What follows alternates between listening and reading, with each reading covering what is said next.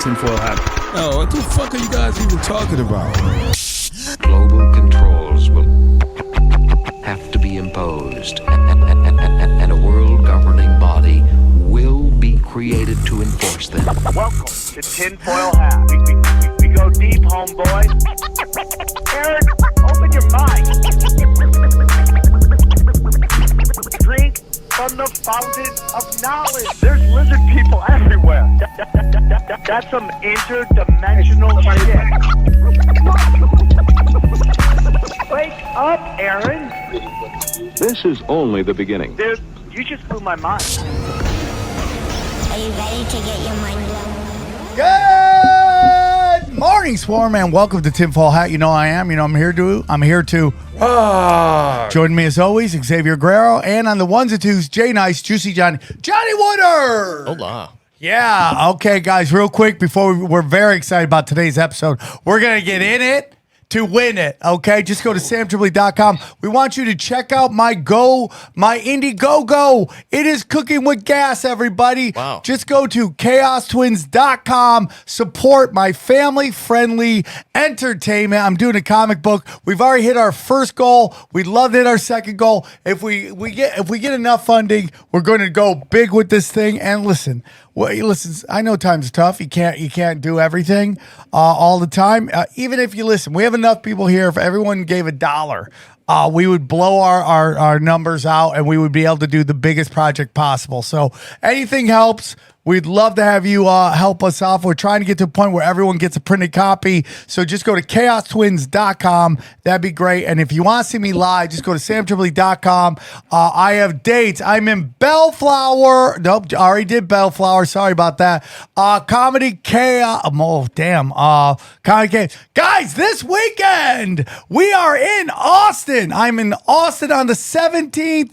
And then we're in Plano, Texas on the 19th. Two shows. Grab your tickets now. Daddy's coming.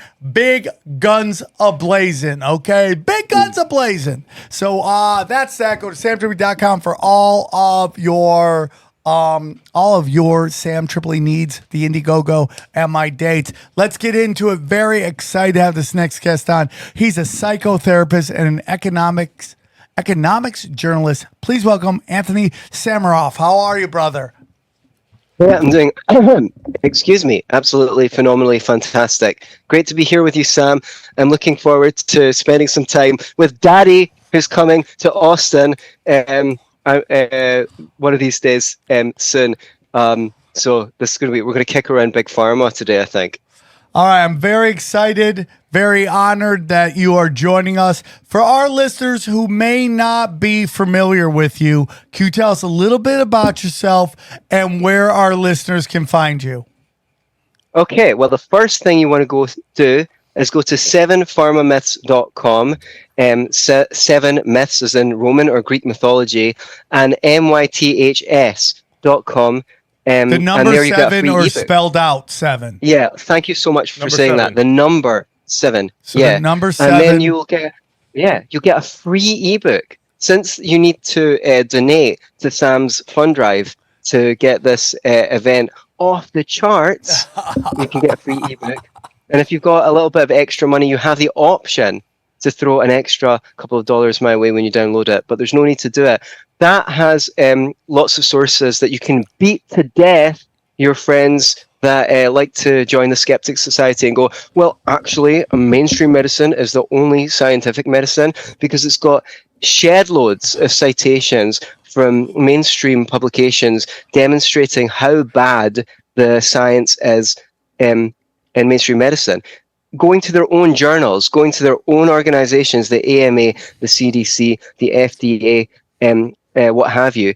And when you look at their meta-analyses and what they themselves have to say about how many medicines do more harm than good, you'll impress your friends. So that's 7pharmamyths.com. All the links below in the notes, so you could click them and support. I am really into everything you're saying right now. I am baffled. Now that I have children. there is this notion that like these chemicals you're putting into your children. I mean, we just have no clue. They just keep making up drugs for making up things. Everyone's like, oh my God, do you have bing bing bong bong virus? Bing bing bong bong virus is everywhere now. That's a bad one. Yeah, don't want to get the bing bing bong bong virus. And if you don't want it, you got to take this shot. And then half of the commercial is telling you all the side effects of bing bing bong bong vaccination, the vax. May cause rectal leakage and sudden death. No, the two craziest ones are bleeding out your beehole and suicidal thoughts. Oh, no, sudden death is the craziest Yeah, one. And well, you hear that those on- are the three. Those are the three for sure. I am actually due for my 4th shot for Bing Bing Bong Bong virus, so it's really unsettling My to me. favorite one, though, my favorite side effect is do not take this if you're allergic to this. How are you supposed to know if you're allergic to it, It is before you so take it? That doesn't insane make to any me. sense. It is I so put something- insane to me. Yeah, on that point, it's very, very interesting because during the COVID stuff, I was actually in the USA and Mexico, and my mum was here in Scotland making she was doing the God's work to try and find out what the conditions were for not having to take the COVID vaccine in Scotland if you had already had an allergic reaction to a previous vaccine. And no one could tell her. And person after person, when she was phoning around, could not actually find out. And in the official organizations, if you'd previously had an allergic reaction to a vaccine, what you could do to avoid one. So it's really actually quite shocking what goes on. And just in terms of the move toward, I think when you're talking about mothers not wanting, the thing is, if they give a medication to their children and their children have an adverse side effects, it's not my fault, I didn't know, but they're actually scared that something will happen if they don't take action, and suddenly all their friends will judge them to be a bad parent. So there's a lot of social pressure and sometimes institutional pressure. I totally agree. Yeah. And listen, by the way, I'm also going to tell you that I'm not saying it's only mothers. I just, there's definitely some guys out there dads doing it too. There's actually a very famous comic out there that did a joke in his special about lying to his baby's mama about getting his kid vaccinated behind the mother's back. So I want to, what's the word? Amend my statement. But it is a lot there are a lot of mothers who are very much driving the pro-vaccination movement. That's what I want to say. Yeah. I think it's like quite widely acknowledged that women are kind of like a lot more risk averse than men and don't like the kids roughhousing, whereas the dad's more like, on average, obviously we're not allowed to say these things anymore, is more likely to say let the kids work it out, or maybe just let them sleep it off. Their immune system will take care of it. And I don't know why that is. It's part, I guess women always had to have babies on them. The thing is, what I'm trying to do through my writings, 7pharmamyths.com, is demonstrate to people that what the risky choice is not as clear as you think it is. There's I've got a chapter coming up in the up and coming book that this is a precursor for, called Testing the Limits, where I show that a whole bunch of tests that people used to be getting left and right, the PSA test for prostate cancer, were coming up with so many false negatives that men were being actually made incontinent and impotent for no reason whatsoever. They used to have the certain mammograms every year for women, and then they found out that they were falsely diagnosing people with breast cancer and brutalizing them, chopping their breasts off when they were just turning out false positives. So people are propagandizing people to feel like they are neglectful if they don't put their children on medication, or if they don't go for their yearly checkup.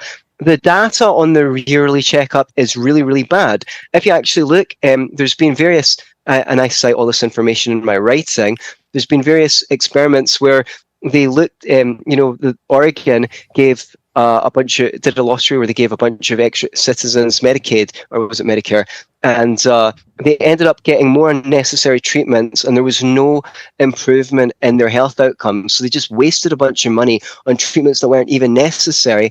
And it's really much the same for the yearly checkup. It's a little bit like going to the mechanic for a routine oil change, and he starts saying, well, you maybe want to look at this, you maybe want to look at that, because he is he's there to look for a problem, right? And that is often so often the way from mainstream medicine. Now, there's philosophers of medicine who say, the yearly checkup is really, really, really important for the doctor-patient relationship. Okay, that might be true. Well, fix it. Make it a good checkup that does actually increase people's health outcomes, and then start promoting it. Until that's fixed, you shouldn't be recommending people that take unnecessary treatment to improve the bottom line for big pharma and private hospitals. Yeah, I'm with you. So a great example of what you're talking about to me is this revelation that I had when I was taking acting class, right? And I go, does this acting teacher really want me to get great at acting? Does he really want me to master the art of acting? Because if I master the art of acting, why am I going to continue to take his acting classes? Right. And I would go to these acting classes for months and months and months at a time. And I would see like people who were in that class for 2 years. And I'd be like, this guy doesn't know how to fucking act. Well, you still have, stars that carry around their acting coaches. They make it so that it's like a codependent relationship. That whole system is designed to make it codependent. And like, listen, I don't hate anybody for making $1, but the question gets like, are you going, do they want you to get to a place where you no longer need them? So if you take that, now let's look at crime. Right? I mean, who has been the biggest proponent of not legalizing drugs? Cops. Because if you have no more, if that's no longer an issue, then you no longer get funding. So you got to ask yourself, let's say the pharmaceutical industry, if let's say some interdimensional being came down and was like, I can cure all sickness.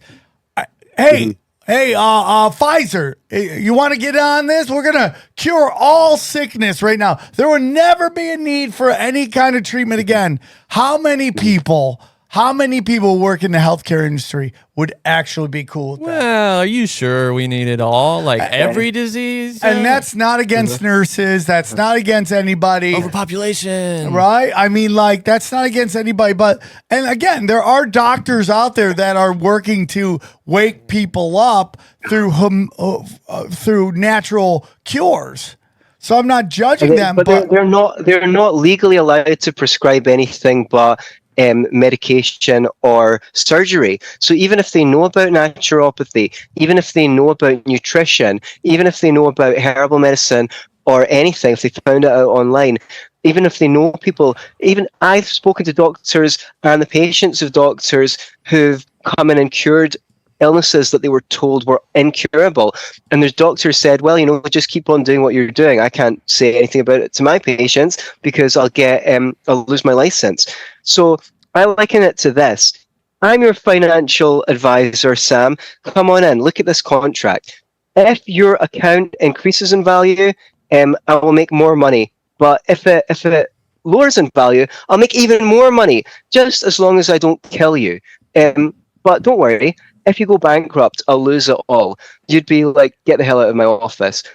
That's what we do with healthcare. The incentive is to keep people as sick as possible for as long as possible without killing them, because that's how they will make the most money.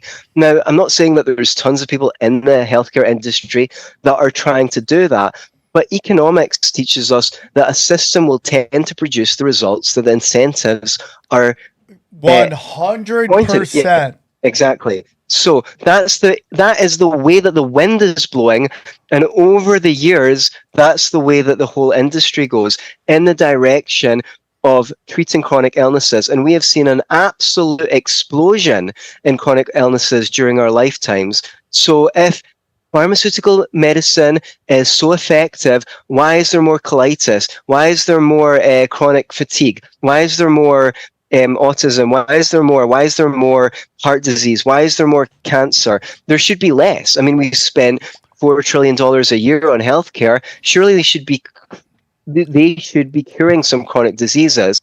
When it comes to emergency medicine, if you've got a cut or you need a organ transplant or something like that, they're miracle workers. But see, that's the trick they play. They blur the lines, and everyone says, oh, well, the hospitals must be doing something good because, my dad had a tumor impacting on his colon and they cut it out and he can shit now.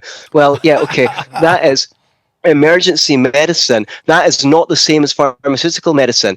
Pharmaceutical medicine has not managed to cure a single one of the long-term chronic diseases that you or I are likely to receive in our lifetime, statistically speaking. The only one I understand that there's any hope for is that maybe ASCVD, the atherosclerosis, that they have some promising, according to them anyway, drugs. Well, I mean, some people I trust have said Johnny, that. do I believe everything that the health care industry does comes from a point of evil? Oh no, that's not my point. Is it's really sick. Like we have sick schizophrenia. care. We don't have health care. We have sick care. Schizophrenia, I feel, is even though there's some argument that back in the day that they were seen as like holy men and they would hear entities and stuff like that. There's a lot to that, dude. Schizophrenia. I mean, there's a but they also thought they were possessed. That's what I mean. I'm not sure. That's not sometimes. Well, I I mean, what if it's spiritual? Yeah, I do. That's the whole thing. I mean, it's interesting. You talk about alcohol called spirits and all that stuff. I mean, there's something there. The science in psychiatric medicine is some of the worst I've looked at. There was a book by Robert Whitaker called Anatomy of an Epidemic, where he said that during the trials for antipsychotics, what they did was they took a bunch of people who were already doing reasonably well on the drug, took a bunch of them off the drug, and then randomized the group into a placebo and a placebo group, half of them into a placebo group, and put half of them back on the drug. Then they said that the placebo group that was withdrawing from the drug did worse than the group that was put back on the drug. Well, I mean, no shit, Sherlock. Of course they did better, but there's nothing scientific about it. And the really funny thing is, they'll come after all the people I know who are actually curing disease and blackball them and call them quacks, when this is what passes for science in mainstream medicine. And in the case of some of these psychiatric medicines, companies were taken to court for prescribing them. For example, Neurontin was being prescribed for mental health complaints illegally. No, it wasn't being prescribed illegally. It was being advertised for them illegally, even though the company's own data showed it did more harm than good for that indication. But doctors are still prescribing them, even though they were sued and lost in court, because they're just used to it and don't even know that the court case happened. And what they were 100%. sued was significant. It was significantly less than the profit that they made from the drug. So it's basically just a payoff to the state. It's not even a punishment. Yeah, I think you're totally right. Most people don't even understand it. Like 99% of the people out there have no clue that Pfizer lost the biggest lawsuit of all time. They I mean, it's just ridiculous. And it's just this notion that science is this kind of like above reproach and questioning. It's like science is completely based on asking questions. And my whole thing is like, if your belief is so right, and this gets into like, not just science, but this gets into history and gets into social media and everything that like, if you have a belief that something is true, you should not be afraid of questions. And if you are afraid of questions, it's because you don't really believe what you're saying and you're emotionally attached to a narrative. And everything should be able to be questioned. Well, one of the interesting things about the science is actually that the regulator doesn't even get access to all of the raw data of clinical trials. A lot of the time, they only get access to all of the data when the company is sued because the drug has caused so much harm that it's become transparent. When the company gets sued, the judge orders them to open their documents. Then expert researchers go through all the documents and find how the company fudged the data. Now, the journals could demand that the drug companies showed them all the data, but they don't do that. One is because most of their money comes from advertising to drug companies. Oh, God, yes. Right, advertising by drug companies. The second reason is, if I publish, for example, what happened with Vioxx, is if I publish a favorable article, I can sell hundreds of thousands of copies to that article to the drug manufacturer so they can send it out to doctors to propagandize them into prescribing. Sometimes what happens is if the journal runs articles that are critical of pharma companies, those companies can actually start withdrawing advertising money from the journals. 100%.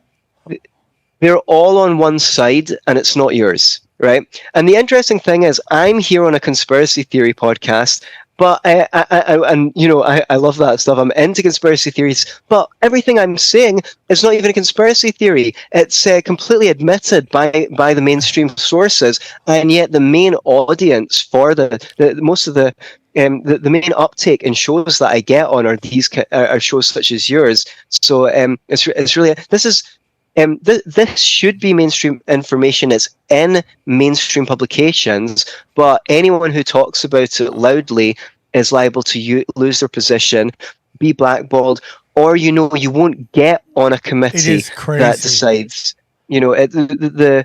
The conflicts of interest are immense, left, right, and center. Hey guys, let me tell you about our boy at Copy My Crypto. Let me tell you about Copy My Crypto. Guys, listen, we've seen so many people making ridiculous money from crypto. But did you know you could do the same? The Copy My Crypto membership site shows you the coins that YouTuber James McMahon personally holds and allows you to copy them. It's like having a big brother who knows what he's doing. You don't need to know a thing about crypto or how to invest, as you simply do what he does. So let me tell you more about James. He runs Crypto with James YouTube channel, which despite heavy censorship has over 26,000 subscribers. Since March 2020, he's told his viewers to buy 26 crypto coins. Had you put $100 in each of those coins, it went up to be worth $123,000. Of the 26 coins, his top pick of the year, a coin called Phantom, went up 692 times from when he said. That one call alone retired a number of people, including guys in their 20s and 30s. Remember, this is public knowledge. You can go to YouTube and verify this yourself. So if you'd like to join the 2,800 members who copied James, then stop what you're doing and head right over to copymycrypto.com/TFH. That's copymycrypto.com/TFH. That's TFH. You'll not only find proof of everything I said, but my listeners get full access for just $1. Once again, that's copymycrypto.com/TFH. The recession is here, guys. You can suffer like everyone else or choose to thrive. James is the real deal. Go visit the site now. If you go to a book called Murder by Injection, right, which is a story of the Rockefellers taking over health, and I was on Joe Rogan. I don't know if he edited it out or not, trying to protect me because, he's my friend. But, I brought up the book and we read it, and you go to the Wikipedia and the first thing it says, anti-Semitic, right? And so now I'm on the biggest podcast on the planet Earth, and I'm talking about a book, and the first thing it said is anti-Semitic, and I'm freaking out. And it's not even about me. It's really about me not wanting to get Rogan in trouble because I would really be upset if I brought him any kind of craziness, any kind of chaos, right? So I'm freaking out. So, and then I kind of like what I should have done at going, that is used when they don't want you to look into what this book is saying. And this book is 100% correct. They 100% hijacked the entire healthcare industry through the AMA, American Medical Association. That guy who ran that thing was just cashing checks and being a fucking attack dog for the Rockefellers to run out homeopathic treatments and get everybody on pills. It's 100% true. Well, I mean, look, if they're willing to buy off the journals and they're willing to buy off, by the way, in the USA, 18 out of 22 ads approximately in the evening are pharma ads. Now, we're not allowed to do that in the UK.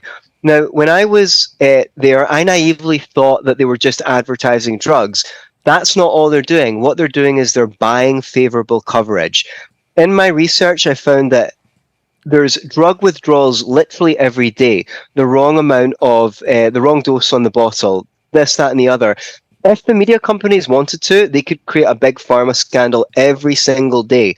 But they don't, or they don't ever do it. They rarely ever do it because most of their advertising money in the evening news comes from pharma. So they buy off they buy off the universities. They write the textbooks for the universities. I've got a girlfriend in Mexico City who's a doctor, and she told me, I never go to conferences that aren't paid by pharma. Why would I spend my own money to go to a conference when I'm obliged to do it when I'll get paid to do it? You know, we get paid to go out to them, and we're obliged to do it by the government. Why would they not buy off Wikipedia? Of course, Wikipedia is bought off by Big Pharma. If you, what they'll do is anyone who's onto anything good in natural health, they'll edit their article, slander them, and lock it. Yeah. If you go to some of these articles by on drugs that have been taken to court and the manufacturer has been sued, it will be on that Wikipedia page, but they'll give it 2 lines, right?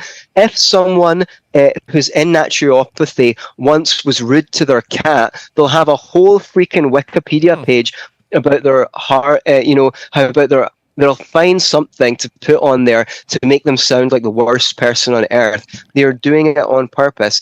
No, you're guy, totally Lloyd's right. Pat, Yeah. That guy, because they know the first thing that you will do when you hear about a naturopath is you'll type into Google, their name into Google, and the first thing, and even me as a researcher, sometimes I come across someone and I want to cite them, and I read their Wikipedia article and I go, I don't know. I mean, I don't want to be tarred with the same brush as them. So it's going to be really, really funny to see what my Wikipedia page says when the new book comes out, because once they've already slandered me, I won't get anti-Semitic because I'm Jewish, but I could be a self-hating Jew. I'm sure I'll get something. So, oh man, you might want to edit this out. You know, when people say, Anthony, you're just a self-hating Jew, I say, no, you've got me wrong. It's not me. It's the other Jews that I hate. Just kidding. Living dangerous. Listen, so let's get back to real quick. And listen, dude, you can say whatever you want. You're a Jew. You can say whatever you want about Jews. Yeah, well, I don't know. Isn't that the rules? I have to have Adam Green back on. I really do have to have Adam Green back on. I got credited with things he was saying on the show. So, and that we took it down and I need to have him back on to give him his thing. And, you know, even though he's called me a bunch of fucking names on the internet, but I should have him back on. But listen to me. Let me just say this is like, so my mother came and saw me, right? And my mother can't get enough flu shots and enough boosters. No matter what I tell her, I'm so I sorry. love her so much. She had to get stints put in. She won't listen to me. The person who loves her, the only people I love more than my mom are my kids. And I love them almost equally. It's like 1A, 1B. So, you know, and don't tell Dana that because she's like, you love your kids more than me? I go, yeah. I mean, like, yeah, that's pretty logical. Really? It's like, what are you, nuts? She's like, well, I love my dog more than I love you. I'm like, you can love anybody. I don't care. It's like, it means nothing to me. I'm simply here to pay for everything. That's my job. I understand that. So, but my mother, she came into town and we ended up, she got me hooked on 90 Day Fiance. Oh, you're in? and we're watching. yeah. I haven't My watched it in a ex-girlfriend while. loved that as well. I haven't watched it since she left, but I was into it when I was watching it.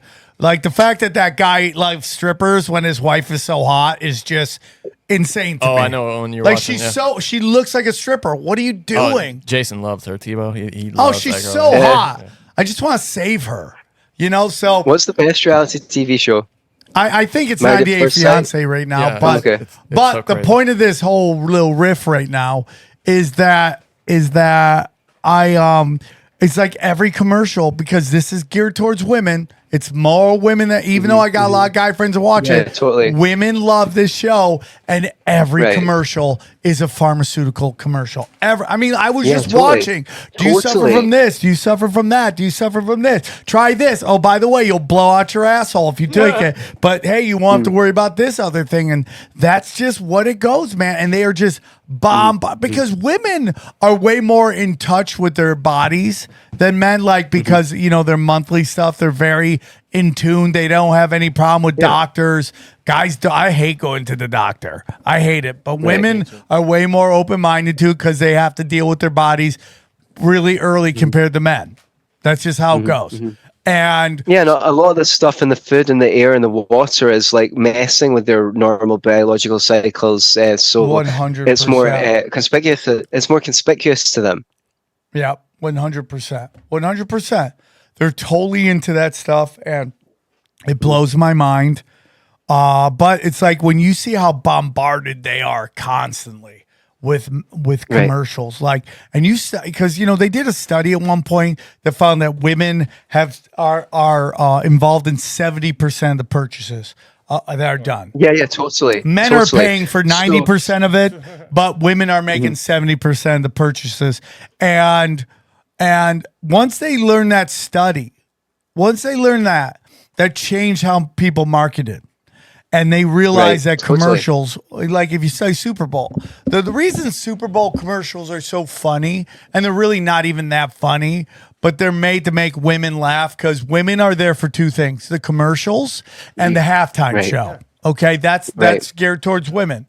And then if you watch, you could tell that the Super Bowl has a completely different vibe, because all the stories are like tearjerker, heart-wrenching stories meant to make you cry, because and then you understand psychologically what they're doing to women, which is constantly trying to emotionally manipulate them. So if you study commercials, I say this all the time on the show, if you study a commercial, you'll study a commercial where they have a family and the guy's dumb, okay, and the woman looks about 5 years older than the kids, because what they're doing is they're trying to make women feel guilty about how they look. They're like, oh, my kids look like that. My kids are that age, but she looks way younger than me. And if I get this product, I'll look that young too. That is all psychological. They'll have 22-year-olds mothering 12-year-olds in a commercial because they want you to feel like you're not doing well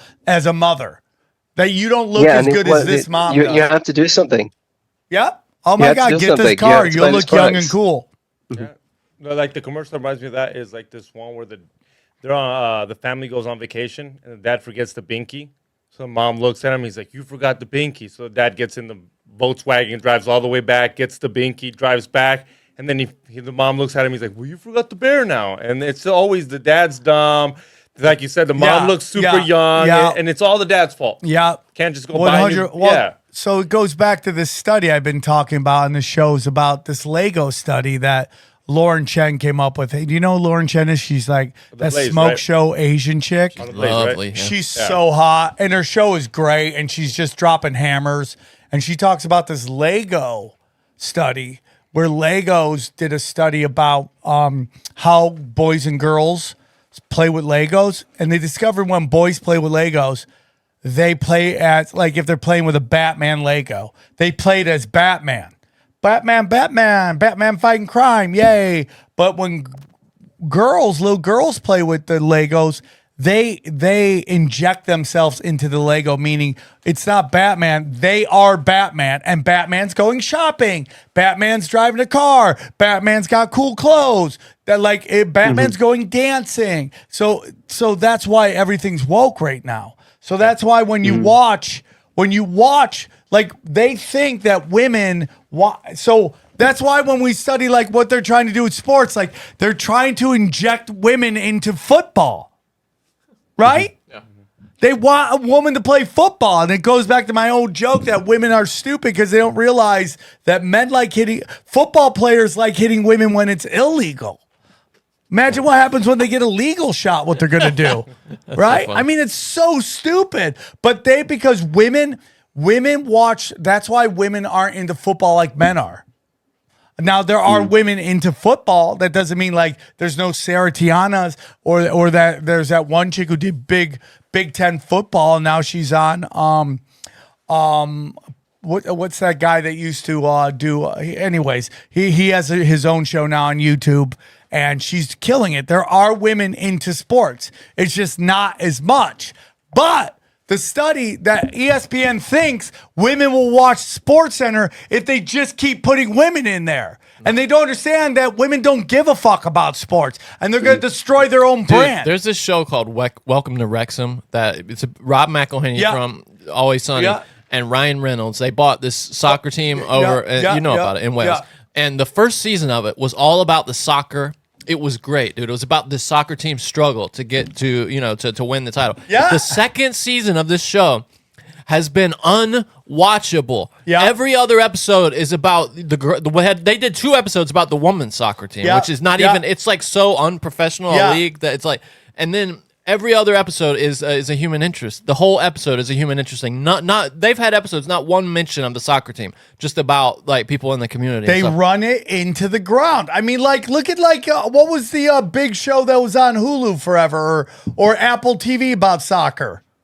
Oh yeah, Ted Lasso. Yeah. Ted Lasso. It became basically about the owner getting pregnant. I know. I mean, and it's just like if you study HBO back, and I refuse to call it Max, by the way, it's HBO. Okay. If you study HBO, what they did to Entourage and what they did to Game of Thrones, it stopped being the storyline, which was for guys, and it became this thing about chicks kicking ass. Gilded it, and they destroyed those 2 guys, Benioff and Weiss. You remember they were going to make that show Confederate, which is just Handmaid's Tale, but about. In Handmaid's Tale, all the women love Handmaid's Tale. Yeah. And they said, this is glorifying slavery. We got to get rid of these guys. And that's how they just took them out back and shot them after they were done with them for Game of Thrones. You know? And those guys aren't anywhere.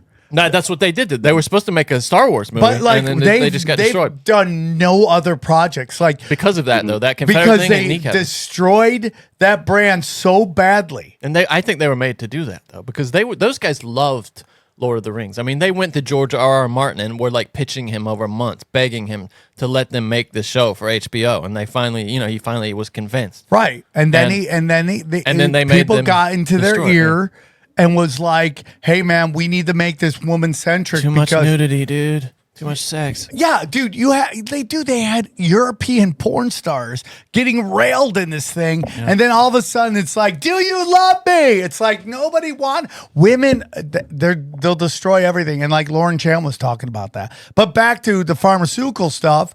That's how they play with. That's how they spread all this stuff. I mean, like when you look at like how God, women are going to be like, you're destroying us, but it's like. How many of these women, like not the women who listen to the show, but how many women were like, are pro-choice, but pro also vaccine mandate, right? And like, look at what the Democrats are doing, right? What just happened? It makes no sense. They say it's growing in my body. Well, so is COVID. It's growing in my body. Leave me alone. It actually makes no. I mean, my opinion. I don't want the government telling anyone what to do. Yeah. Morally, I'm pro-life. But I will not allow the government to tell us what to do with our fucking bodies, and I'm not going to flip-flop like everyone fucking does when it depending on the thing. A government does. I don't even hear that point. The government doesn't tell me what to do with my body. Get the fuck out of here. Okay. Yeah, I mean, you know what the argument is. It's like, I know what the argument. That's another body inside of that. I'm not getting into the argument though. If you're pregnant, I think you should have the kid and love the kid because the kid is a blessing. It's a lot of hard work. Morally, yeah. But I'm not willing to enforce other people. I'm just not going to sit there and allow government to give me any fucking tell me what I could do with my body. I refuse it. But if you just watch how they emotionally, I mean, like, dude, the Democrats won this election, which most people didn't even know was going on nationally. They didn't even pay attention to it because the mainstream media didn't tell you about it. They love that. Right? And what was the major of fucking thing? Abortion. And that's how they just get women to throw all. You want to talk about throwing out the baby? Throw out the baby with that one.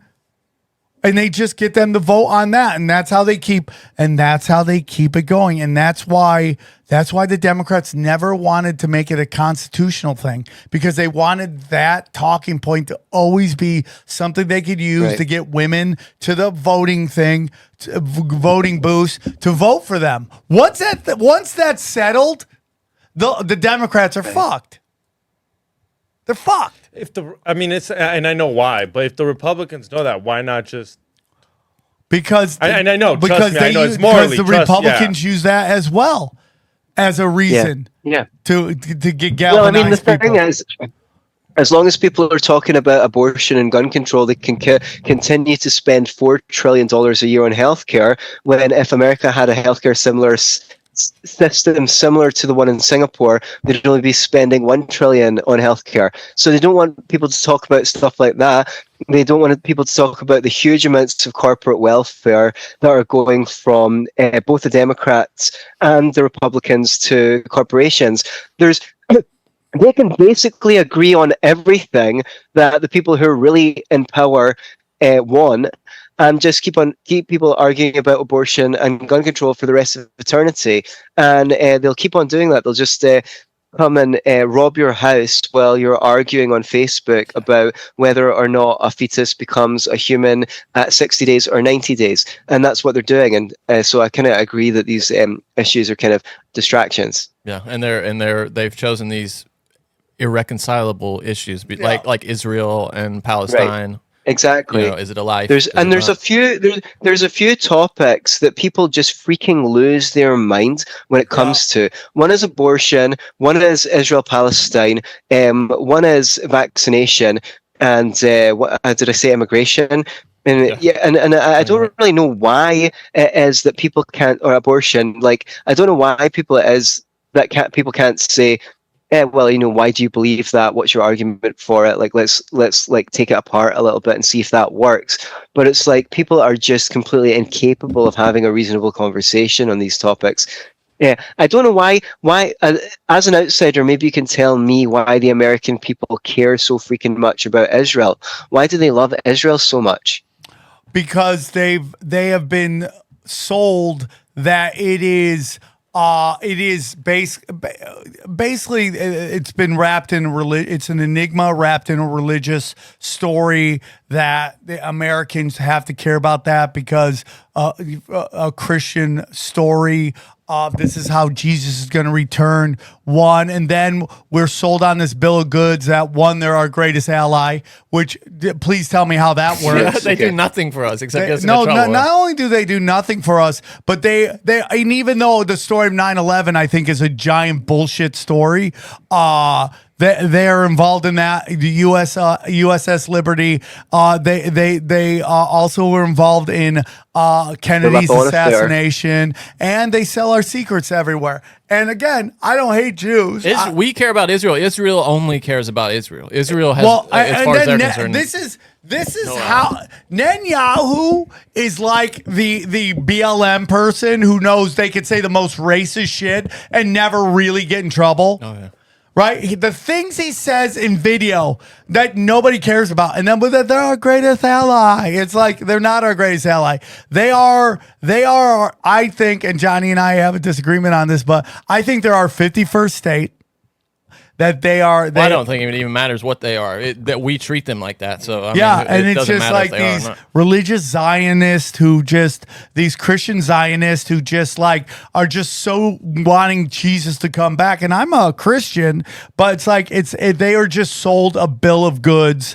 And everyone's blackmailed. They're blackmailing. Mossad is blackmailing the fuck out of everybody. They're just blackmailing the fuck out of everybody. And it's all because we can, If someone's gay, who gives a shit? If they hurt kids, they should have their heads cut off. And don't get me wrong, their enemies over there play right into their hands. Well, because their enemies use Israel the same way Israel uses our enemies. Totally. Yeah. Like they all use it as the shadow in the cave. Whipping people into a frenzy. Getting people into a frenzy. I mean, like, if people actually studied history, they would see the playbook, the same playbook being used over and over again.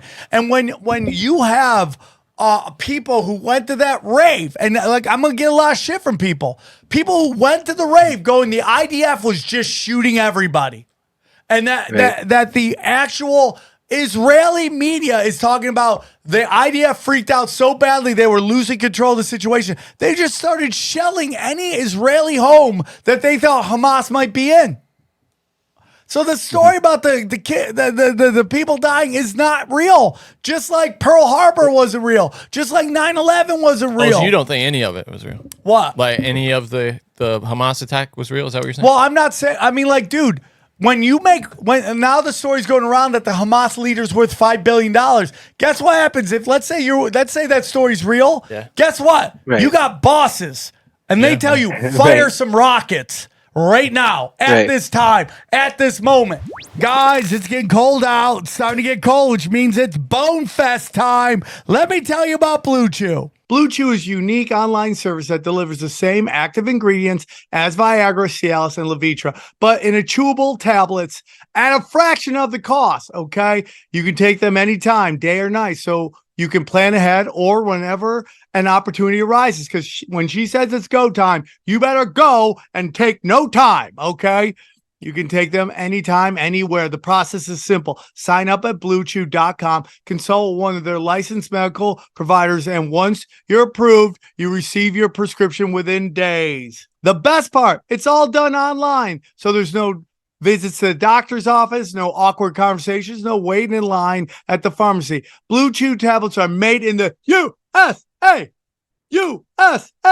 and prepared and shipped direct to your door in a discreet package. Bang. Or with a marching band, fireworks, bald eagles who are rock hard flying around singing the praises that someone's about to go to Pound Town. Everyone's loving Pound Town. Yeah, let's go. So here's what we need you to do. Blue Chew wants to help you have better sex. Discover your options at BlueChew.com. Chew it and do it. And we got a special deal for our listeners. Try Blue Chew for free when you use the promo code tinfoil at checkout. Just pay $5. That's BlueChew.com, promo code tinfoil to receive your first month free. Visit BlueChew.com for more details and important safety information. And we thank Blue Chew for sponsoring this podcast. Blue Chew, enjoy. If you can find 2 million people to a tiny piece of land and cut off their water and electricity, obviously you're going to find there's always going to be a few nutcases that are going to do something to hurt someone and feel completely justified by doing that. Expecting that to not happen in the current situation is about equivalent to like expecting the mayor of New York to cut crime to zero for the rest of eternity. And if he doesn't manage to completely abolish all crime in that city forever, then saying that it's justified to like roll into his neighborhood and kill tons of people that are his neighbors and stuff like that. It's a completely impossible task to the idea of like destroy. But and by the way, you can go back to how like, which is not a conspiracy theory, again, completely admitted, Israel basically backed Hamas. And created Hamas. Created Hamas the same way the United States created ISIS and Al Qaeda. I promised I wouldn't get into this fucking topic. That's good. No, we can tell. I mean, dude, because okay, let's bring it back to what we were talking about. Basically, Netanyahu said, "Hey, man, give us the vaccine first, and we'll be your guinea pigs." Because according to him, Israel always has vaccination IDs. We have all their information on the file. We used to have Nazis to experiment on Jews, and now it's just like other Jews experimenting on Jews. And so bragging about I mean, yeah, and I've got the freaking plausible deniability, and people like can criticize me, but here's a quote from Netanyahu: anyone in favor of against the establishment, I slightly paraphrase, of a Palestinian state should support the strengthening of Hamas and the transfer of money to Hamas. He stated at the Likud party meeting in March 2019, "This is part of our strategy to differentiate between the Palestinians in Gaza and the Palestinians in Judea and Samaria." So the idea is that Hamas, basically, look, prior to Hamas coming to power in Gaza and the beginning of the blockade, Israel was saying for decades, by the way, and obviously you need to put in all the caveats, obviously I'm not a supporter of Hamas, etc., etc., etc., as if anyone could be so stupid, but they'll fucking tell you that you are if you just report the facts. They sell their own people out. Yeah. They're taking money to bring pain. It's like Hamas to me is the crack dealer. You know, it's like the crack dealer takes crack and cash from the CIA to sell to his own people and destroy his own neighborhood. Do I like the crack dealer? No. Right. Okay. I prefer the coke dealer. They're not government. They're the most successful gang in a prison that is guarded by Israel. So before 2006, Israel was saying, why doesn't Hamas embrace politics? Why are they a terrorist organization for decades? So what Hamas did was go into politics, and they won. They won in politics, and then Israel created the blockade of Gaza and said, well, they're not allowed to do that either. So it's like if people are not informed of the history, then they can't actually make reasonable conclusions. But what annoys me about this topic is I care. I don't want people to suffer needlessly, but I can't actually do anything about it. And I used to be very big on libertarian theory. I wrote the book Universal Basic Income, For and Against, on the economics of that. But I'm trying to focus on things that people can change, like not poison themselves with drugs that they don't need to take if they want to, and talk to them about detoxification of the body and getting the proper nutrition and the things like that, because I can actually do something about that. So that's why I sometimes get a little bit infuriated on Twitter when the only thing coming up is like the suffering of people that I can't actually do anything to alleviate. No, I'm with you on that. I'm with you on all that. It's really good to bait the hook, though. We can get people into the self-responsibility topics by talking about what's in the news cycle. But I always think you kind of have to smuggle in that good stuff at the end, because if we're not telling people what they can do, we're just making them anxious, scared, hopeless for the future. And, at some points during COVID, I got pretty hopeless for the future when I saw how everyone goes along with everything without questioning it. But I'm not that hopeless now, because I'm on purpose. I'm doing something that's making a contribution. And that's what I kind of think that everyone should maybe try and do, that you can see in front of your face. So there's a lot going on. While we're focusing on Israel-Palestine, which is probably what they want, okay. The New World Order, the World Economic Forum, still pushing forward with digital currency. Everyone's talking now about the WHO and their international pandemic treaty, where it supersedes any local laws, and everyone's like, no, we're not signing up for that bullshit. Yeah, we don't have world government here. What are we talking about? No, they're trying, though. That's crazy. I mean, but that's antithetical to everything the U.S. is about. That doesn't make any sense. But it's like, Johnny, don't you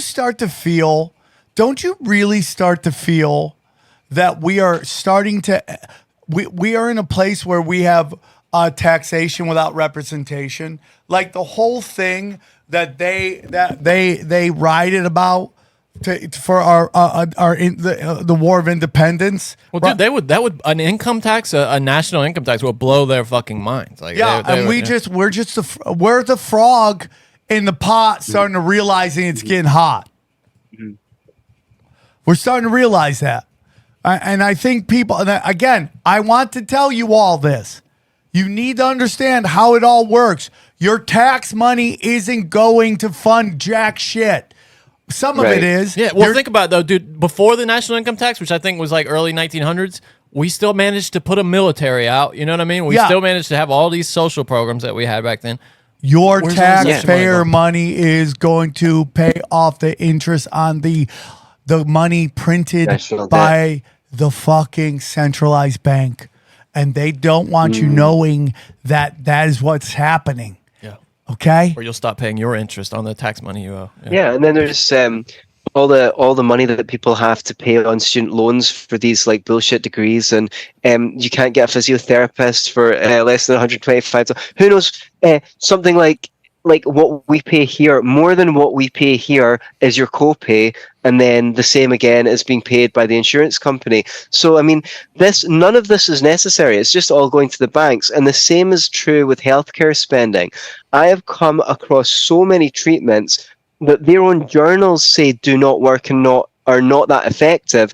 The only reason why they continue is because the American government spends $2 trillion on healthcare, and they're paying for all these quack treatments in mainstream hospitals, which they shouldn't be paying. And because they do it, the private insurance companies does it too. So that's like what your tax money is going to, aside from paying back all the interest on the loans that you never agreed that the government should be able to take in the first place. We have been hijacked. We have 100% been hijacked. And I'm sorry, I do believe in my heart of hearts that so I believe they rig elections when they need something to happen, right? When they I believe that they rigged Al Gore's election so Bush won because they needed Cheney in the White House. He needed to take over our air defense system, NORAD, so they could scramble it and set everything up and all that stuff.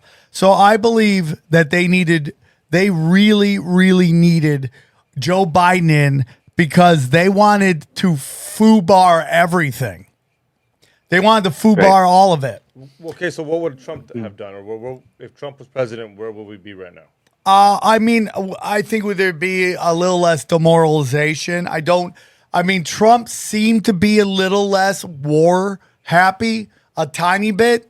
I mean, he didn't start any wars. Well, we haven't actually declared a war since Vietnam? I mean, it's been World War II. Like, when was the last time we actually declared a war? Yeah. They've superseded that as well.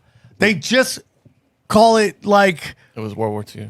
Yeah, I mean, we haven't done forever. So you don't think about that, because to me, I would have been like, we went to Iraq. No, dude. You're right. When you think about it, declaring war means so you use got of attacked. force authorization. Yeah, they've never done it. And what we basically do now is, I forget how it fucking goes. Oh, so they do all this crazy shit where they found ways around the laws. So we're discovering now with the 2020 election.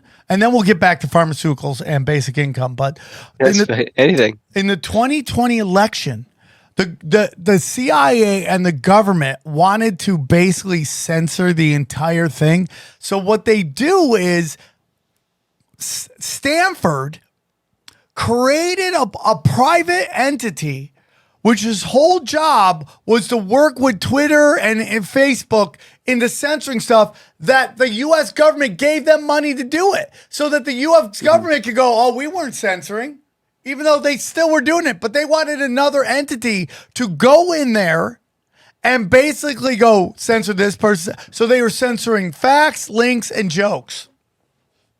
Damn, jokes? Jokes. So this is how they do. They go around it. So like we've nothing but proxy wars now. Yeah. We and do Trump, there was this rule before Trump got in office that you kind of had to report drone strikes, and he got rid of that. But as far as we know, he just kept on droning people. So. Yeah, and that's war. That's war. It is. Yeah, I mean, the real consequence of Trump getting into power was that the left went absolutely freaking insane, which I love and that. mobilized. So it's really still okay.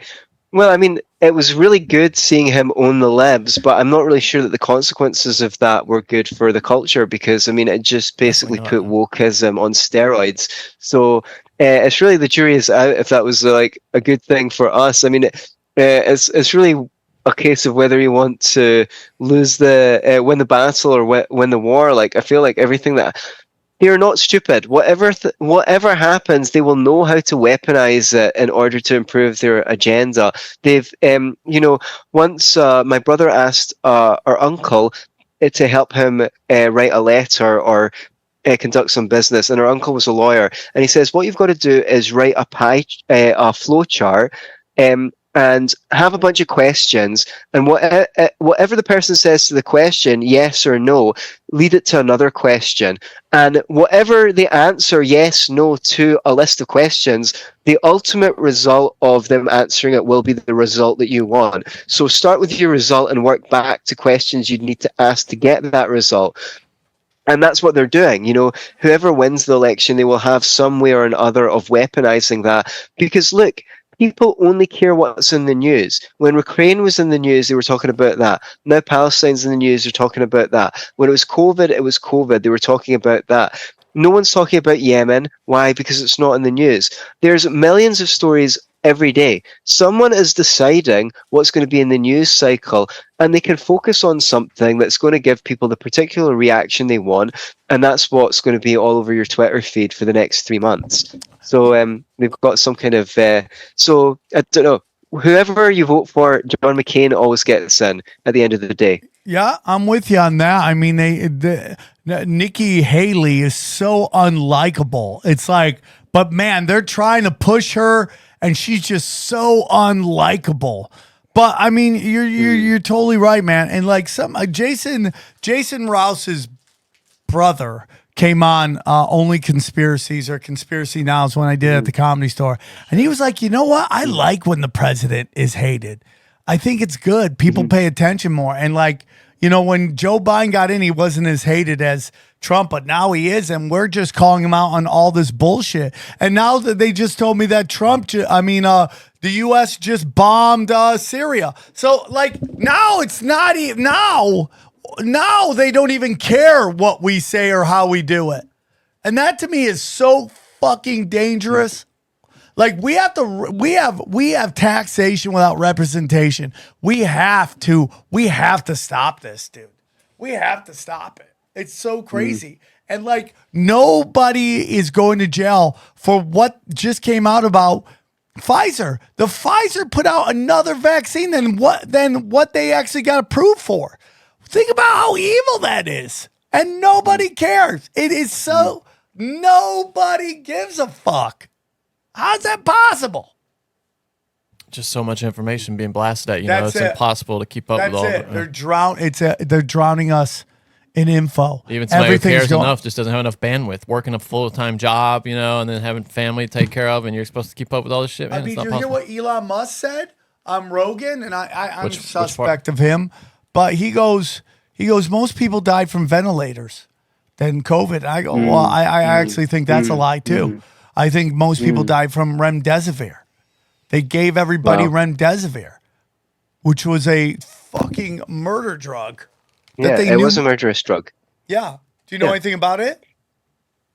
I don't have facts on remdesivir at all, at the specific facts on remdesivir, but look, 128,000 people a year die from taking properly prescribed pills, right? So we're talking about people who just did what their doctor said, and they did, because they believed in the system, and also another 28,000 people die of dosage errors or an error using a drug that shouldn't be used with another drug, or something that they're contraindicated for, and then 840,000 patients are hospitalized for drugs. So there's not to mention like the hospital acquired infections, right? So there's like they kill 100,000 people a year as well.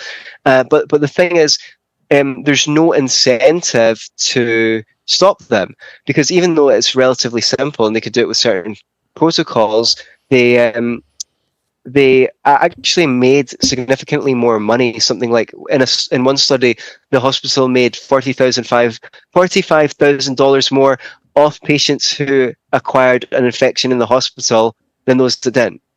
So remdesivir is not the exception, is what I'm trying to say. Drugs are dangerous, right? So they're inherently dangerous. But what they make you think is that if you don't take it, the consequences will be worse than if you do take it. Well, I've talked to doctors and naturopaths who had patients routinely come to them on 8 medications or whatever it is and say, I felt so bad, I just wanted to die. And I was told that if I stopped taking my medication, I would die. So I stopped taking my medication, and guess what happened to the patients?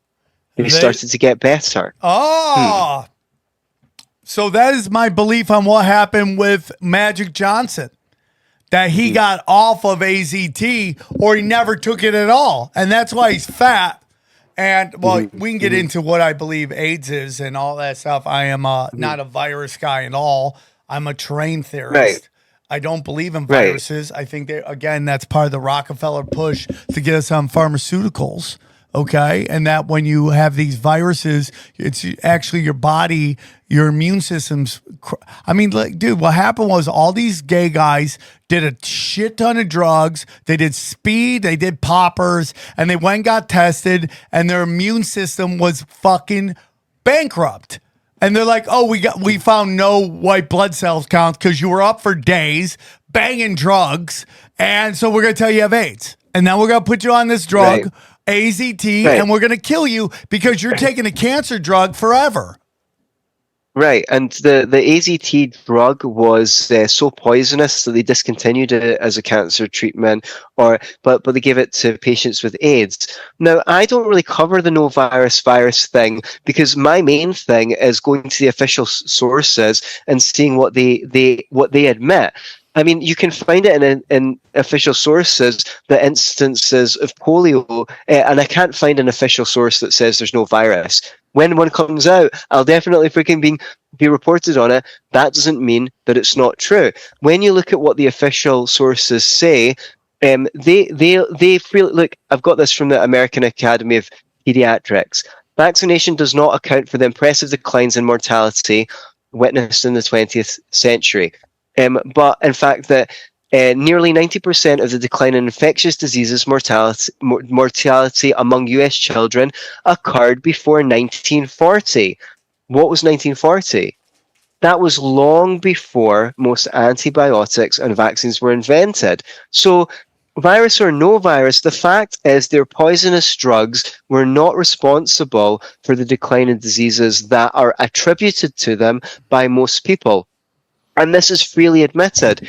In my ebook, which you can get at 7pharmamyths.com, I've got quotes from the Centers for Disease Control and whatnot that demonstrate that even mainstream sources admit that drugs we're not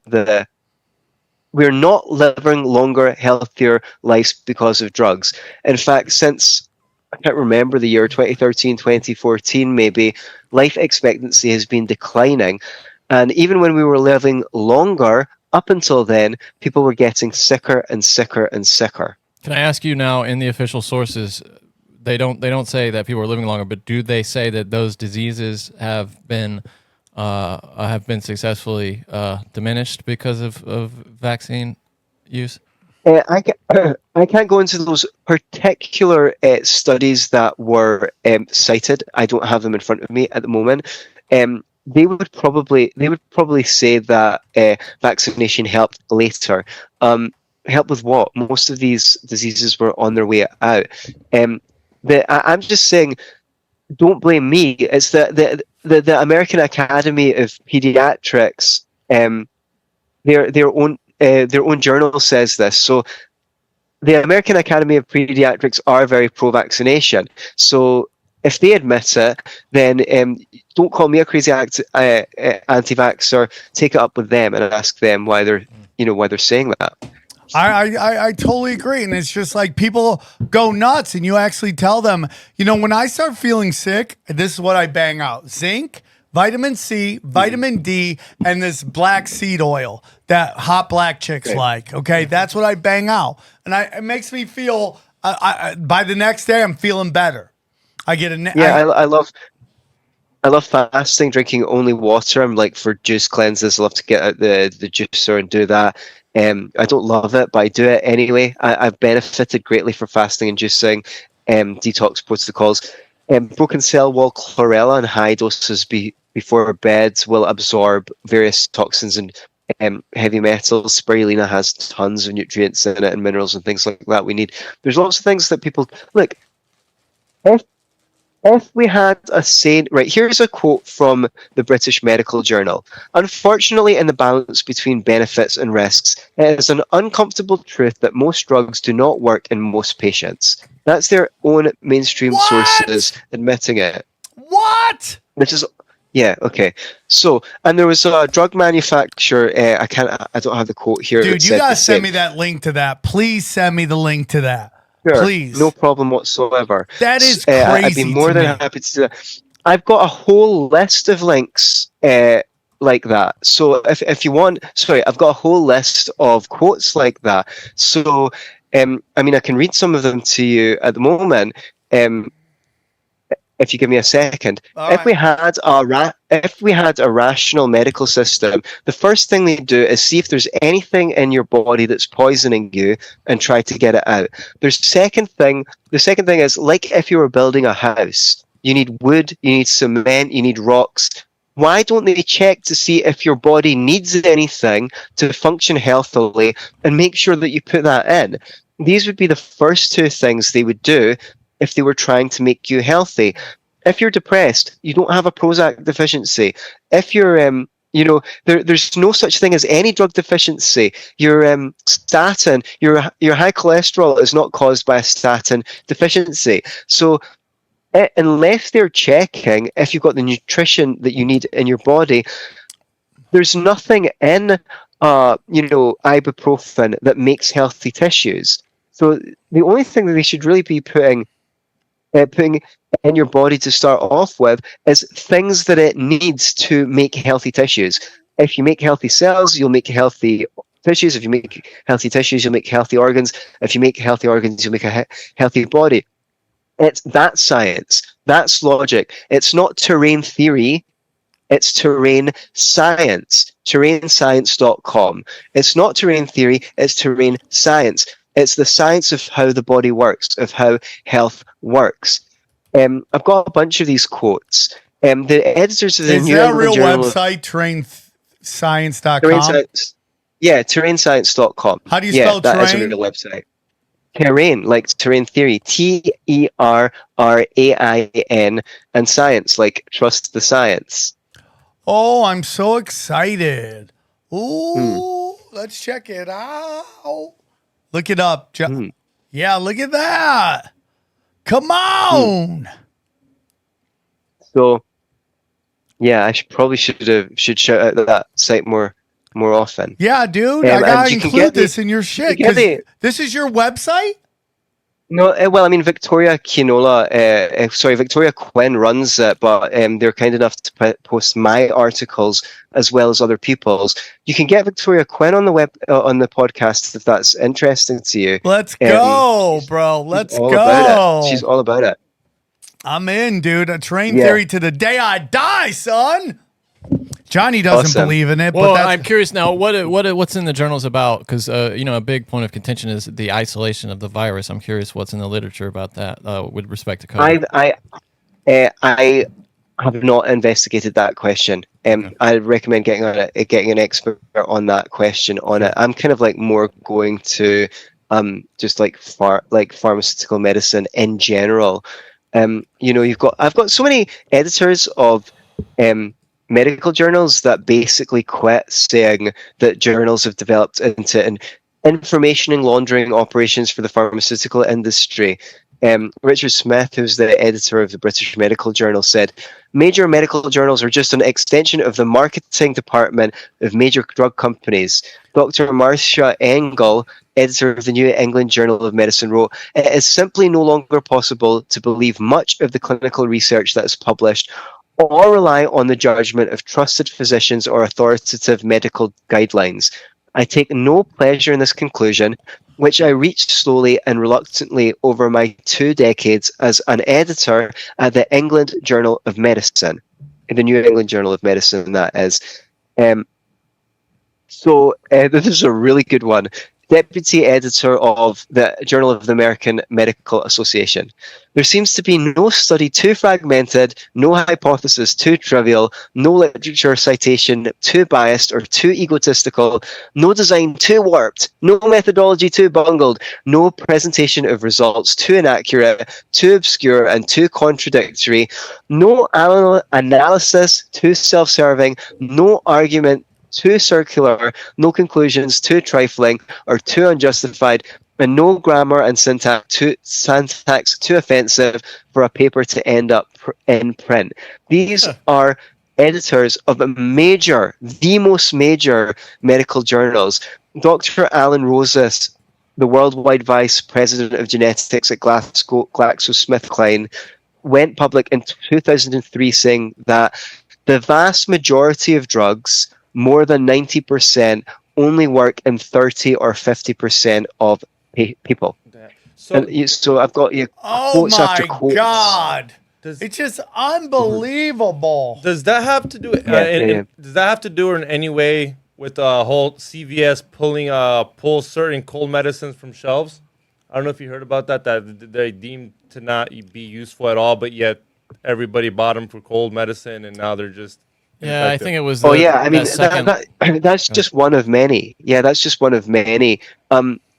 Clinical trials are pretty small. You can run a bunch of them and only submit the favorable ones to the regulators. So ineffective, even mainstream sources. But I mean, admit that that cold medicines are not effective. But the thing is, when you look, you've heard of the term blowing smoke up someone's ass, yes. right? Yes. Right. But blowing smoke up someone's ass was actually an acceptable medical procedure at one point. In the 18th, really? In the 18th century in England, it was widely believed that a tobacco enema could resuscitate people like drowning victims. And it was commonly practiced on the banks of the Thames River in London. So if you look at just the history of medicine, right, they used to take everyone's tonsils out. The hysterectomy was so common. The frontal lobotomy, right? So many things. Proton pump inhibitors for ulcers, thalidomide for morning sickness. They used to give hormone replacement therapy to menopausal women left, right, and center to prevent a second heart attack, even though not only did it not do that effectively, but it made more people worse than it made them better. Unbelievable. Look at that. Treatment after treatment that was widely accepted in mainstream medicine has later been shown to do more harm than good. And people think that's all in the past. It's not in the past. I speak to experts in the mainstream system that say, every time they say this to anyone, they go, oh, yeah, but it's been fixed. Nothing has been done to fix. At least it was easier 20 years ago to get papers and books that are critical of this stuff published and promoted in the media than it is now. If anything, they've closed ranks on this information. You can get a cancer treatment approved. Listen to this. You can get a cancer treatment approved without proving that it increases the length of life or improves the quality of life of patients. Oh my God. In fact, in some of the studies, I can't remember what the exact study now is. It's going in the book that I'm writing at the moment. Oh my God. They said that over 40% of the cancer treatments that they investigated were associated with poor patient outcomes. If you can demonstrate that a cancer tumor shrinks, you can get a cancer treatment approved on the basis that it shrunk a tumor. There's only one problem with that, and it's a pretty bloody big one. Oh my God. There's stacks and stacks of research showing that shrinking a patient's tumor does not necessarily extend the life of the patient. They can die of a secondary infection. They can die of the treatment. The tumor can go away for 2 weeks and then come back really quickly, much faster. They can bleed to death. all sorts of things can happen to make them worse rather than better. But if you can prove it shrinks a tumor, they will approve the treatment. And then the government will pay for that treatment through Medicare and Medicaid, even though it's making people worse rather than better. And the private insurers will do the same. And as my teacher said, you cannot poison people to health. So that's how bad the science is in oncology. I sent my chapter on cancer to 2 skeptics, and they looked at the studies that I cited, and they came back to me and said, yeah, I tried, but I can't actually find a way to say that you misrepresented the data on the studies. So, yeah, your chapter on cancer is sound. It's so crazy to me. It's so bad. It's so bad. Everything has to, we can't take our eye off the ball, and it's just exhausting. It's just exhausted. You know, it's just exhausting. It's nonstop. It's unrelenting. And this is what we got to do. We got to just break it up into groups, and you pay attention to this, I pay attention to this, you pay attention to that, we all pay attention to this. That's what I think. Yeah, a network of people you trust, right? Yeah. I mean, we just got to get a group together and be like, dude, this is what they're doing. That's what this show is, in a way, though, right? It really is. I mean, it's probably the most important show ever of all time. I won't dispute that, Sam. This show saves lives. It's definitely the most important show of all time when I'm on it. That's for sure. We have reached peak importance today, and we'll probably have to fucking end the show. That's it. Should we end at the peak? Yeah, this is the best. What if we ended it? Would you feel bad? I think you guys should end it. I'll just keep going on my own. You keep going? Hey, guys, if you love more Johnny, you got it. I'll send you a check. So, thank you, dude. Johnny asking questions, checking everybody. Put you into retirement. Nobody wants to come on the show anymore because he checks them all the time. I would never. I don't do. You know, I don't like doing that. You make. I know me do you that. don't. I know you. I know that gets that does. You do not get hard nipples doing that. I like hearing what people have to say. Yeah, for sure. I do too. This stuff's amazing to me. So let's end on cancer, shall we? Whoop-de-doo, yeah. Yay. I have friends of mine that someone has cancer. I try to send her stuff. Nobody wants to listen to me. If someone finds out they have cancer, what would you suggest? It really, really depends on the cancer, and I'm not really wanting to diagnose people or prescribe treatments. So, I mean, I guess you can email me and I'll send you to links and you can make your own decision.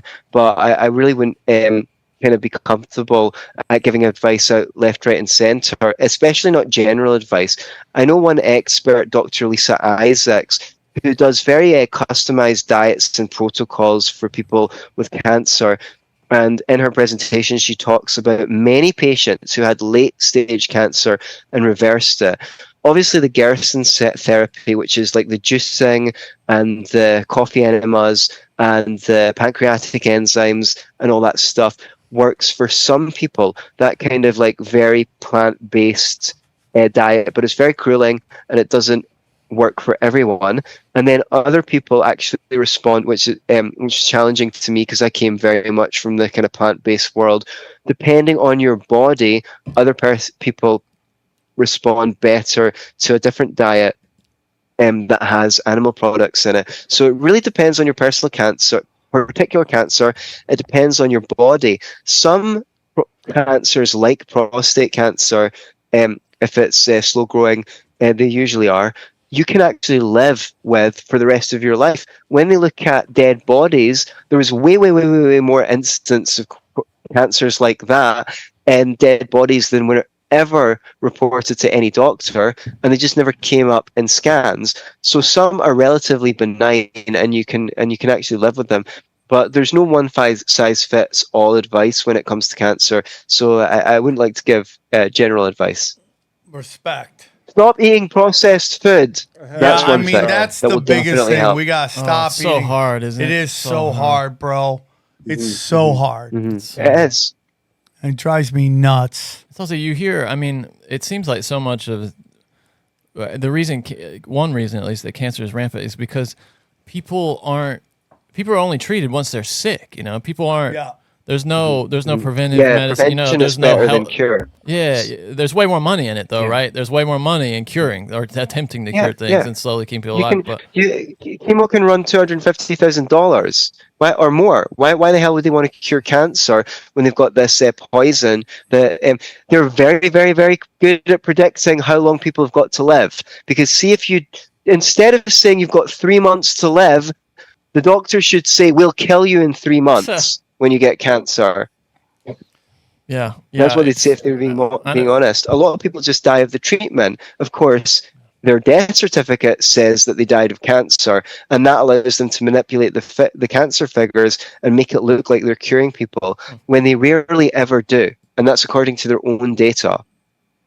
Yeah, I think it's sad. I think people just feel like if they put more poison in themselves, they're going to get better when there's all these natural ways of dealing with it. And there's some people who say that cancer isn't necessarily bad, that's your body fighting off certain things, right, and there's ways to deal with it. So, I mean, everything we know is a lie. Everything we know is a lie.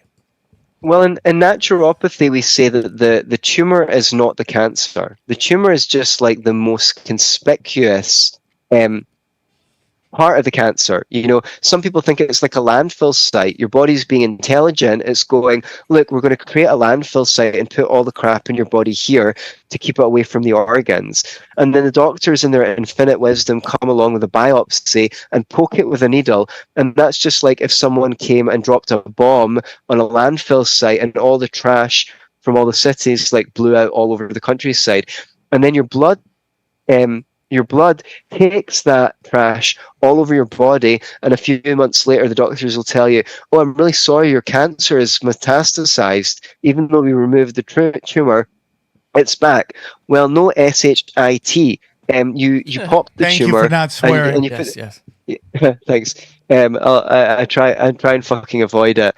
We're very good at cursing over here in Scotland, as I'm sure you can I imagine. hear you guys are fond of the C word over there. So. Cunt? Yeah. Oh, we really love it. You know, if I can say it, you know, that is actually a term of endearment here in Scotland. It's Steve, so you've not seen hilarious. someone. If you've not seen someone for a long time, it is socially acceptable to go, all right, you cunt, which is Scottish for it's really good to see you. Yeah, I mean, like America, they've just ruined it, and it's just You know, they really don't they've like just taken the word. It's just Women a word. again, man. Come on. Yeah, I mean, like we're trying to show love to our ladies who listen to the show. We love you, but you took cunt from us. And it upsets me. In more And the ways only than reason one. they don't like it is because it's a hard C. That's it. It's a hard C. That's it. There's no history behind the word cunt. No, they wanted their N word though, and They that did. made it cunt. Yeah. Yeah, and I think their N word should be wench. Because if Right. you think about like wench in history, go through literature, wench is like cunt times 1,000 set on fire and You believe covered history. in shit. Oh, I'm sorry, but yeah, that's my opinion. It's very weird. God might like being called that Yeah, I mean, you wench. when she's in the right mood. You freaking wench. wench. But you call If wench, she's in those the are right fighting mood. words. Those are fighting words. All right, okay. Okay, I'll probably. Well, you know, dude, Most of blood fights so far. what time is it where you are? We're coming up to 25 to 1. Oh, damn, it's late. Well, man. A wench, late. a wench is a servant.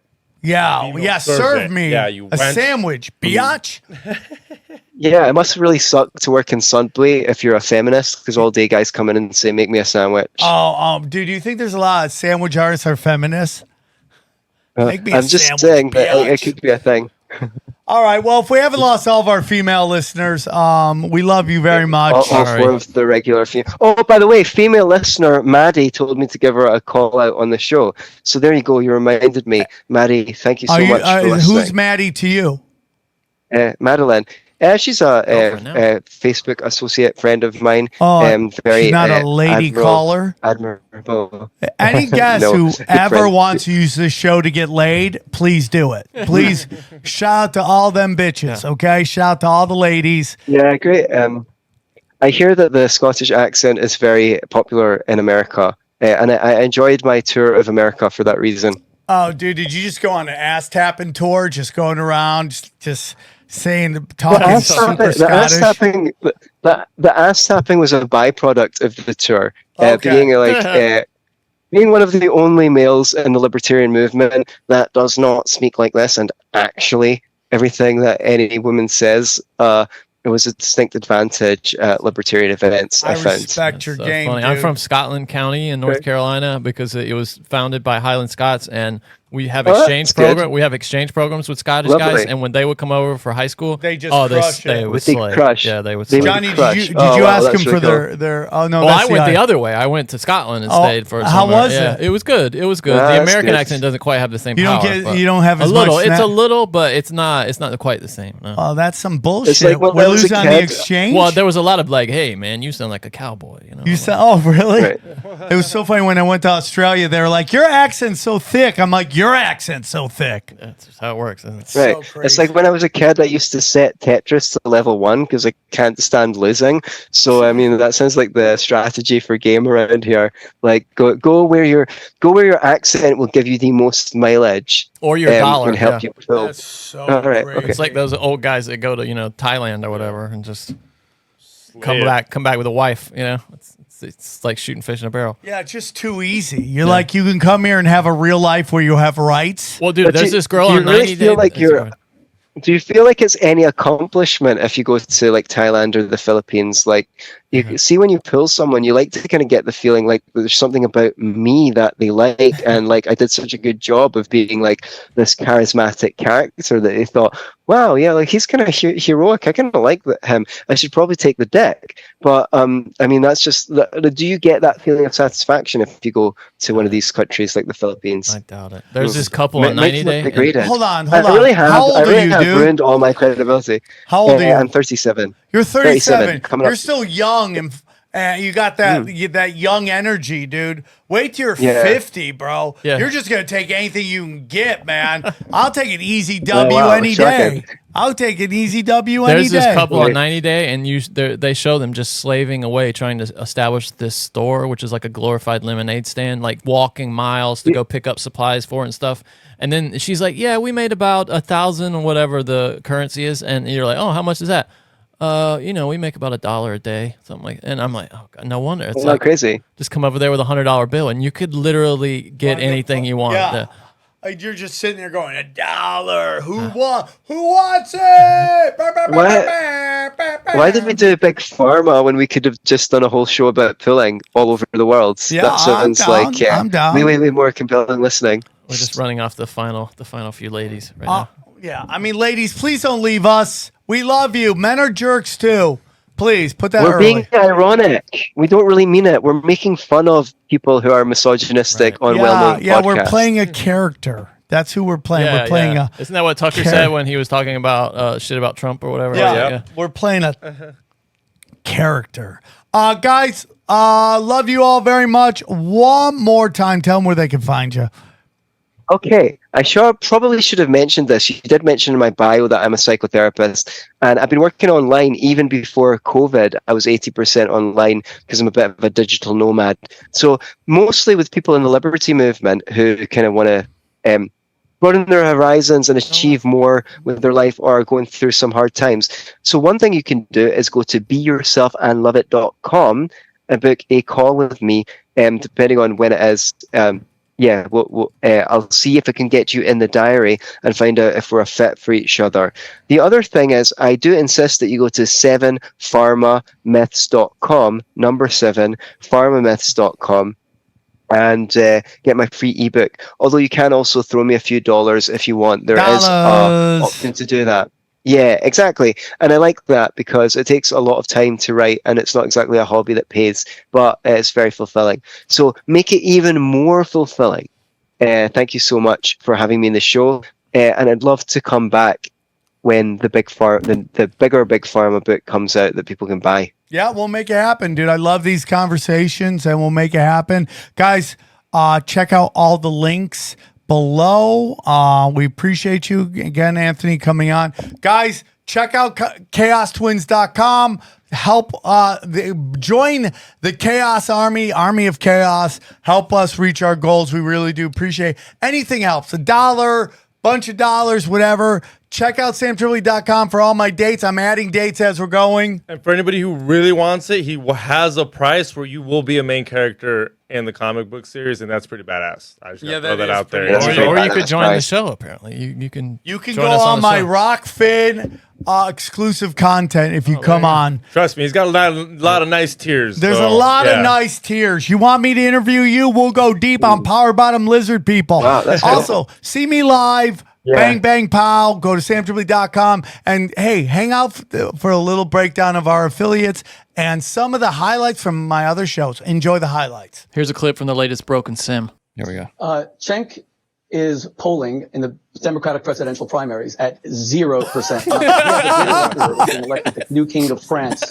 And don't interrupt me, please. By the way, stop it. Does this guy's beard look like he's like undercover fake beard? Yeah, it does, right? Like when the cop goes undercover. Hey, you guys got any of those marijuana sticks? It's like glued on. Yeah. Look at how fake his beard. It looks like when you put on the pube beard. Is what it looks like. That was rude. But who is surprised that a man? Who is surprised that a man the name of whose podcast is Young Turks, who perpetrated the Armenian genocide? The Young Turks is like calling your podcast the Young Nazis, the Young Gestapo. They killed 1.5 to 2 million Armenians between 1915 and 1918. The Armenian community has begged Cenk to change the name of the show. For the first half of his life, he was a complete Armenian genocide denier. Now he is a Holocaust denier because he is saying that the Jews are engaged in a genocide of the Palestinians. Now, which nation? How can there be 1.8 million Arab citizens? Rabbi Shrumi, I'm going to go to Cenk. You said some very strong things about Cenk. You can now respond, Cenk. Yeah. I just want to say really quick before he gets into it. For somebody who speaks all the time, he's terrible at this. Watch how bad he is. You should never have this guy on air. Everything he said is a lie. I don't deny the Holocaust. That's insanity. And in terms of the Armenian genocide, there is a powerful analogy there. Why was it a genocide? And yes, it was a genocide. Why? Because they moved and displaced so many people and killed civilians on the way. What is Israel doing? Okay, moving and displacing. Did he just say that? Yeah. He didn't even address it. Yeah. He didn't even address it. Look at this piece of shit. Like he didn't even address. I swear to God, man, it would be so hard for me not to rip him a new one, especially if we're in studio. I'm like, dog, I'll come over this table right. I'm not even kidding, dude. I know you're not. Yeah.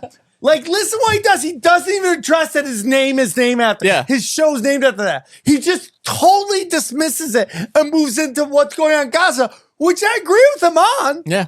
That's why I said this would be hard for you to watch because it's just like, oh my God, you fat ass, and then bro. he just starts yelling and it's so bad. And killing innocent civilians. It is the exact definition of a genocide. Then why is your name I that? think the Jewish people are an amazing people, and their culture is beautiful. Yeah, I don't tolerate. By the any way, that's what you say when you're desperately trying not to be called anti-Semitic. I love the Jews. The Jews are the best. Their culture is amazing. Yeah, I'm waiting for him to say he dated a Jewish girl. I live with a Jew, which I've said 1,000 times. The Palestinians were offered a state in 1936. Stop. Anyway, it goes on like this. This is where he loses me. Yeah. Okay. Because he just starts losing me here when he's like, that's like going, Native Americans, we gave you land. Yeah. Why are you upset? It's anyways. No, but that I just thought that would make you laugh. Yeah, that somebody it's so finally funny. brought it up to and his how, face. Yeah. Again, how he just dismisses it, moves on. Nothing. Like I have no respect for him. And like his Armenian chick on a show trying to act like she's a badass, got him to admit, like you didn't do nothing. The name is still the name. What'd you do? Here is what you sent me just a second ago. I'm not sure what it is. So this goes back to the Bill Burr and all this stuff. And this, Carlos, I got sent this by some friends, and I want you to watch this. Okay, it's something that Carlos Minsky has put on Instagram with the message, I have a question that only those of you that, quote, dislike me, to put it kindly, can answer. And here we go. This is directly from Carlos. It's muted. I just picked up my son from school and he asked me a question I don't have an answer to. He said, Dad, ever since I can remember as a kid, people hate on you like about the same things all the time. Why? And he's 16 years old. I don't have an answer. So this question is to you guys that come on my social media, and when people go, he was great. It was an amazing show. And you say, well, whose jokes did he steal? Whose jokes did he tell? They weren't his. He's not Mexican. His name is Ned. All this started in 2005, 2006. So over 15 years, almost 20 years later, You guys are still on this. By the way. And I'm very curious because many comedians have been accused not only of stealing jokes and plagiarism, but of a lot of worse things. And this seems to come and go, and maybe months or a few years later, it goes away. But this almost 20-year stigma, that's a me thing. And I'm really curious. Why is that? Why, after all these years, is it still something that you want to talk about? I'm really curious. To you fans, this doesn't bother me. I'm in a great place. I have no problems whatsoever. Yeah, obvious. But I really am curious as to what is the driving force that this is something that you guys need to tell people after all of these years. So I saw this, and I'm going to be honest with you, emotionally affected me because I have kids, and that sucks for him. Yeah. And there's a bunch of my friends who have been canceled that are going to have that moment with their kids, and it really sucks. And I feel for him. I really do. And I've been very vocal that I believe in second chances. As somebody in recovery, I've been able to thrive on that. Mm-hmm. And, you know, I hear people, like when we hear Whitney and Joe joking like that, I love that. That means they love me, right? Yeah. I mean, they wouldn't bring me up if they didn't love me. And even though, like, back in the day when I was a tweaker and I was consumed because I'm the son of, I'm my father's son, that people are thinking about me all the time and all this. And then through recovery, I begin to realize that nobody's thinking about me and everybody's white knuckling their life, trying to do the best they can. Yeah. But I am very much into second chances. And, you know, I would tell you a great person to look at right now is Dane Cook. Dane Cook is now about to do movies and stand-up. I base on kind of what I saw in the tweet, stand-up movie in movie theaters. So it's like, okay, you're coming back. You got banished to the netherworlds, and now you're coming back. What got Dane Cook? I don't even remember. The same thing. Stealing jokes. Okay. Yes, that's what got him. And Dane just was, Dane Cook had a boxer's mentality before. And I would say Carlos did too. Very much, there can be only one. Like comics were Highlanders, right? Yeah. And it wasn't like that. But back in the day when there were no internet, and which is hilarious because everybody should thank Dane Cook because he was the one who created the model. Mm-hmm. And then it evolved. It went Dane Cook to Death Squad, to Andrew Schultz, and then here we are, right? So Dane is back. Dane is now. Hey guys, real quick, I want to tell you about a couple things you can find on the website, SamTripoli.com. It's everything you need. Audio, video, all there of all my podcasts across the board. You can also get my dates there. You can also get t-shirts there. We are adding t-shirts all the time. We just added a more de-essing, less bombing. I love that one, okay? We also got Yahweh or the Highway new shirts are there. They should be up. It's a great way to support the show. Grab your t-shirts now. I got more magic coming. I also have a mental gymnastics one everyone's going to really like. Listen, if you want to support the show, rockfin.com, $15, you get all my shows across all the boards. We also have Cash Daddies, patreon.com/Cash Daddies. Great way to make money in these difficult markets. We also have some affiliates. I'm going to hit them out real quick. If you're looking for gold and silver, a great way to go to Wise Wolf. Click the banner. Hydrogen brown gas. Everyone loves it. Harley Ray, our good friends, and Candles and Crystals. You can use the promo code SWARM15. Click that one. And Tim James, who was just on the show, universally loved. You can get a discount on all of his stuff on his website, Chemical Free Body. And then finally, Joel Staley, who's going to help me lose weight and get ready to rock. All those there. Click the banners. Support them. Support us. It's a great way. And all my audio, all my video, again, right there at SamTripoli.com. Enjoy the highlights. And now, a highlight from Cash Daddies. I don't like Biden, but this Trump, that lying bastard, man. We're talking about the deficit today, and that dude. Whoa, buddy. What are you, a black wife of Bill Burr right now? What are you doing? That guy spent so much money, though. Look, I'm more of a libertarian. I think these guys got to shut it down. Let's cut out some programs. We got to do something about this deficit. Stop spending. And fucking Trump, he was just writing checks 24/7. You might as well be liberal. I mean, yeah, but dude, here's the whole thing with that is just like people just don't even realize that the real it's It's the military-industrial complex. It's not these fucking programs, bro, that are destroying everything. It's us funding endless wars everywhere all the time, and then us have to pay the interest. Like, that's the crazy shit. Okay, you want to print money to fund these wars? Fine. Why do we gotta pay the interest on that? Why? Just give it away. Don't make us pay it. Give it away. Yeah. You want to fund the Ukraine? You want to fund Israel? I don't want anything to do with it. Just stop charging interest. You know, it comes down to you gotta write your local congressman and find out. And yeah. Yeah, but find out. Are you voting? I want to know if you're voting to send money to Ukraine or Israel. Which way are you voting? And just let me know, because if you're voting this way, we're voting you out. I mean, at some point here, it's gotta, especially, I agree. Look, man, Israel, we have sent more money to them over the past 50 years, whatever, than anybody else in the country, in the world. We send more money, and it's not this year, it's every year. And it's like, listen, I'm not saying, and I had nothing against Israel, but why are we firing off mega trillions to you guys? Or Ukraine, or whoever. Yeah, exactly. This is what I've been talking about on my other shows. Is that I agree with you. People are basically so comfortable in this country that they don't even care about what's going on. They have no clue about how our government works. And what's going on is that our centralized bank, which isn't even our centralized bank, but the centralized bank in charge of the United States, funds the military industrial complex around the world.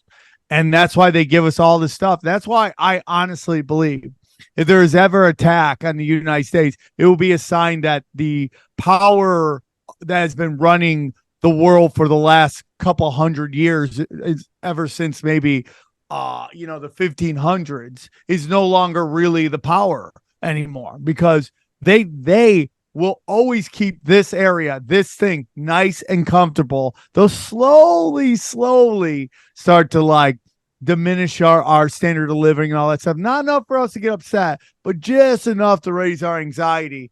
But overall, they'll let us always have our stuff because they don't want us paying attention that our centralized bank funds all the bad shit going on in the world. And they use our sons and daughters as basically stormtroopers for the giant international military industrial complex. Did you see where one of the generals today said that our American soldiers have to be ready to go and die for Israel? Shut up. Yeah, he said that. It's just like they're just extreme whack jobs. Yeah. They're losing it. They're losing the narrative, and they're like, no. That's why nobody wants to join the military right now, because they're like, oh, we're not fighting for our freedoms. We're just here to curb stomp brown people and steal their resources. The crazy part about the Israel thing is that they're both brown people. If you look at them when they're lined up on the opposite sides of these Johnny, barriers, getting into dangerous conversations, Johnny. Crazy. Dangerous. He's right. There, you can't. Welcome to dangerous conversations. They look. I mean, they like to be all just cousins yelling at each other across the. Or the Euros that are the Ashkenazis. Oh, that's a whole different conversation. Yeah. Go on. I mean, it is. Look, man, we've been funding, we've been dropping bombs on brown countries. Since Nam, Korea? Yeah. I mean, it goes back, man. Korea, yeah. Korea is where it started, and then just bam. We dropped the bomb on Korea, Nam. Nobody knows about that area. Special place. Wait, we dropped the bomb on Korea during Vietnam, is what you're saying? Yeah, we just went back and let them know. Don't even start thinking about doing anything. We'll drop a bomb on you again. Again, wait. So you're saying we dropped the bomb on Korea at some point? I'm saying during Vietnam, we just went back over to Korea and punched him in the face and said, hey, don't even think about anything, bro. We'll come back here again. You don't want this smoke. Stay out of here. Want this smoke. Yeah. I mean, it's kind of what we did to Syria the other day. We just went in, just took three times now. Yeah, bam, bam, bam. Look, if you're thinking about getting crazy, we'll end this thing in 3 days. Without any legal authorization to engage. I think a lot of this kind of just being in the background and watching is we're seeing which weapons work and which don't. I mean, you know damn well that General Dynamics and Lockheed Martin these guys are like, okay, yeah, we sent them those 5 years ago. Those drones don't seem to be working as well as that last year's model. We go deep, homeboy. Aaron, open your mind. Drink from the fountain of knowledge. There's lizard people everywhere. That's some interdimensional shit. Wake up, Aaron. This is only the beginning. Dude, you just blew my mind. Tinfoil hack.